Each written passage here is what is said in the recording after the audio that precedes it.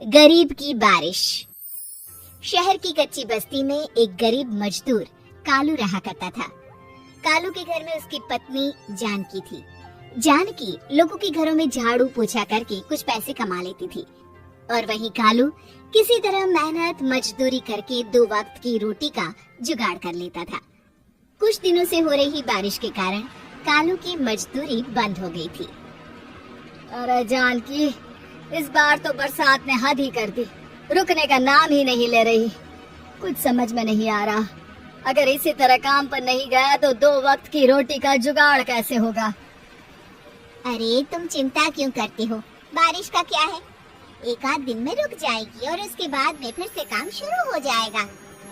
अरे 3 दिन तो हो गए, बरसात तो रुक ही नहीं रही है और आगे भी रुकने के कोई आसार नहीं दिख रहे। तो क्या हुआ, तुम्हारा काम बंद हुआ है ना? मैं तो अभी भी लोगों के घर झाड़ू पोछा करने जाती ही हूँ। मेरे पगार से कुछ दिन तो निकल ही जाएंगे। अरे घर का खर्चा तो हम किसी तरह चला लेंगे जानकी, लेकिन ये जो छत टपक रही है इसका क्या करेंगे?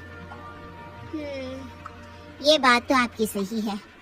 हमारी झोपड़ी अब काफी पुरानी हो चुकी है और इसके छप्पर में भी कई सारे छेद हो गए हैं। रात भर पानी टपकता रहता है। अरे मैं भी इसी बात से बहुत परेशान रहता हूँ। कहीं किसी दिन ज्यादा बारिश आ गई तो हमारी झोपड़ी टूटकर बिखर ना जाए। राम राम राम, ऐसी अशुभ बातें क्यों करते हो? अरे ऐसा कुछ नहीं होने वाला। ये झोपड़ी ही तो हमारा सब कुछ है। अगर यही नहीं रही तो हम जाएंगे कहाँ?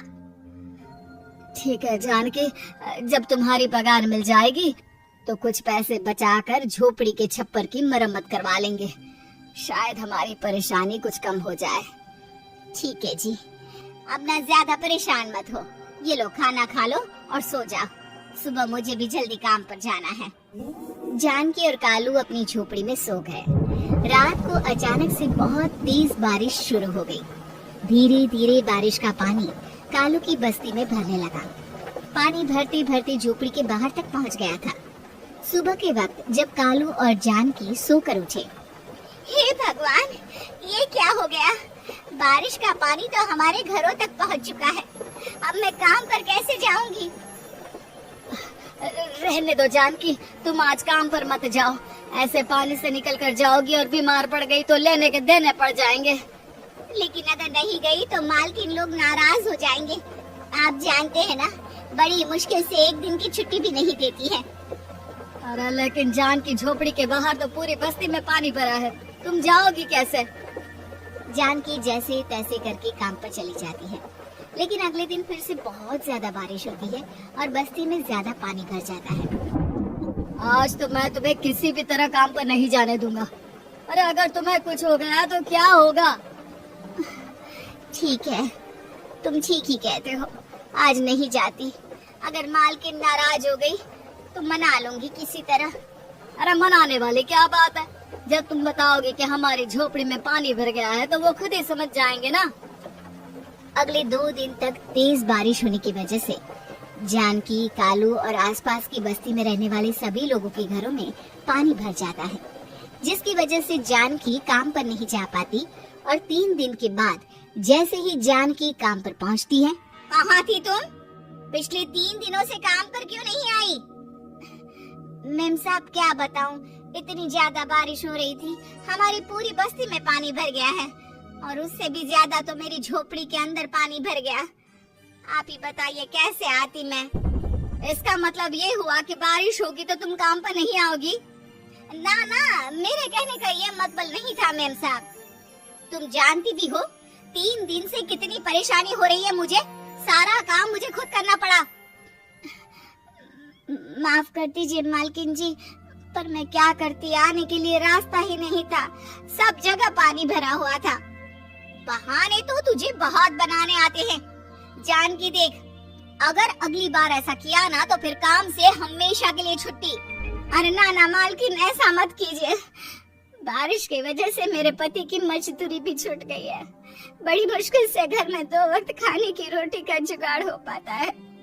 आप मुझे काम से निकाल देंगे तो हम क्या खाएंगे? अगर इतनी ही चिंता है तो फिर रोजाना काम पर आया करो। चलो अब जल्दी से जाकर घर का सारा काम करो। बारिश रुकने का नाम ही नहीं ले रही थी। पूरे शहर में बाहर जैसे हालात बन गए थे, लेकिन नौकरी जाने के डर से जानकी किसी तरह रोज काम पर जाती थी। एक दिन जब जानकी काम करके अपने घर लौट आई तो अचानक उसकी बस्ती में कुछ लोगों का शोर सुनाई दिया। अरे लगता है बाहर कुछ हुआ है, मैं जाकर देखता हूँ। हाँ, पता तो कीजिए, ये बस्ती में लोग इतना शोर क्यों कर रहे हैं? बाहर जाकर कालू ने एक आदमी से पूछा।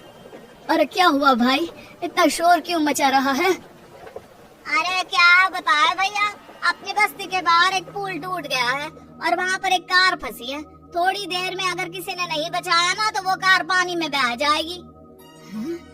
ये क्या कह रहे हो भैया, कार के अंदर कोई है क्या? हाँ, कोई औरत बैठी है अकेली है, बहुत रो रही है बेचारी, मदद के लिए बुला रही है। अरे तो हमें जाकर उनकी मदद करनी चाहिए ना। अरे लेकिन इसमें बहुत खतरा है, हमें अपने आप को बचाना चाहिए। पानी कभी भी हमारी बस्ती की तरफ आ सकता है। अरे तुम्हें नहीं चलना तो मत चलो, लेकिन मैं तो जाकर उस औरत की मदद जरूर करूंगा। कालू उस जगह पर पहुंचता है जहां वो औरत कार में फंसी हुई थी। वहां पर पानी का बहाव बहुत तेज था और सारा पानी कालू की बस्ती की तरफ ही आ रहा था। कालू ने एक बड़ी सी रस्सी को पेड़ से बांध दिया और दूसरे सिरे को कार की तरफ फेंक दिया और उस औरत को रस्सी के सहारे बाहर आने के लिए कहा। तभी वहां जानकी भी दौड़ती हुई आई। अरे ये तो मेरी मालकिन है, जिनके यहाँ मैं काम करने जाती हूँ। अरे मैडम जी, आप डरिएगा मत, आपको कुछ नहीं होगा। आपकी गाड़ी को भी मैंने रस्सी से बांध दिया है। थोड़ी देर में पानी का बहाव कम हो जाएगा, फिर हम आपकी कार को भी बाहर निकाल लेंगे। क्या तुम जानकी के पति हो? हाँ, जानकी मेरी ही पत्नी है, आपके यहाँ काम करती है ना। लेकिन मेम साहब, आप यहाँ पानी में कैसे फंस गई? अब क्या बताऊं, मैं अपनी सहेलियों के साथ पिकनिक पर गई थी, वहीं से लौट रही थी। अचानक पानी का बहाव तेज हो गया और मेरी गाड़ी फंस गई। अरे कोई बात नहीं मालकिन, अब ना आप बिल्कुल सुरक्षित हैं। मैं तो बहुत बुरी तरह डर गई थी, कब से मदद के लिए चिल्ला रही थी, लेकिन कोई मेरी मदद के लिए नहीं आया। भला हो तुम्हारा पति का जिसने मेरी जान बचा ली। लेकिन जानकी, मैंने तुम्हारे साथ बहुत गलत व्यवहार किया। इतने खराब मौसम और बाढ़ में भी तुम्हें काम पर आने के लिए कहा, नौकरी से निकालने की धमकी भी दी, और तुमने मेरी जान बचाई। मुझे माफ कर दो। अरे कोई बात नहीं मालकिन, आपकी जान बचाना तो हमारा धर्म था। देखो जानकी, तुम्हारी झोपड़ी में जो भी नुकसान हुआ है उसके लिए मैं तुम्हें पैसे दूंगी। आज तुम्हारे पति ने मेरी जान बचाई है और आज के बाद मैं तुम्हें कभी भी नौकरी से निकालने की धमकी नहीं दूंगी। आज मैं तुम्हारी परेशानी को अच्छी तरह समझ चुकी हूँ। हम जैसे पैसे वाले लोगों के लिए अपने घर में बैठकर बारिश का मजा लेना बहुत आसान है, लेकिन तुम गरीब लोगों के लिए बाढ़ और बारिश काफी परेशानी खड़ी कर देते हैं। ये बात मुझे आज अच्छी तरह समझ आ गई है। आपका बहुत बहुत धन्यवाद मालकिन।